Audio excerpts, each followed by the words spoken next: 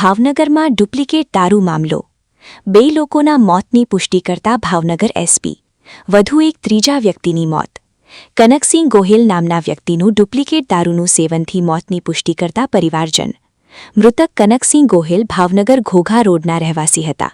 અહેવાલ જાહિદ સૈયદ, રિપોર્ટ ઇમરાન સુમરા, ભાવનગર। આજે વિઝિટ કરી છે। આજે સ્પુરિયસ લિકર રોયલ સ્ટેગના સેવનના લીધે જે લોકો બીમાર થયા છે એની 30માં 8 લોકો હતા, એ નોર્મલ છે। પછી આરોગ્યમાં પણ 5 લોકો હતા, પણ અંડર ટ્રીટમેન્ટ છે અને 6 લોકો છે અત્યારે। એક સવારે ભરતી થયું છે, એક અત્યારે બીમ્સમાં છે, આ પણ રિકવરી સ્ટેજમાં છે અને 2 વેદ આઈસીયુમાં છે, ત્યાં પણ વિઝિટ કરવાનું છું। અને જે લોકોએ રવિવારે સેવન કર્યું હશે, રવિવાર દિવસમાં અથવા સાંજે, તો આ લોકો કાલે એડમિટ થયા છે અને કદાચ શક્યતા છે કે જે સોમવારે પણ સેવન જે કર્યું હશે તો સંભાવના છે કે 2-5 લોકો આજે પણ એડમિટ એટલે કે આવી શકે છે। મોત 2 લોકોના થયા છે।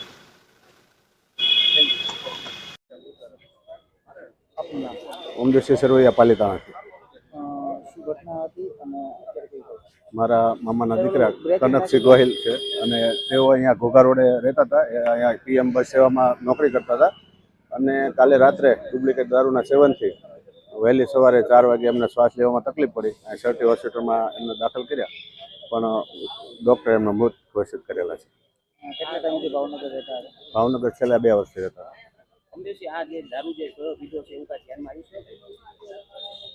લગભગ રોયલ સ્ટેગ એમને ફ્લેટ એકલા રહેતા હતા, બીજું કાંઈ પણ એનો ફ્લેટમાંથી રોયલ સ્ટેગ દારૂની બોટલ મળે છે।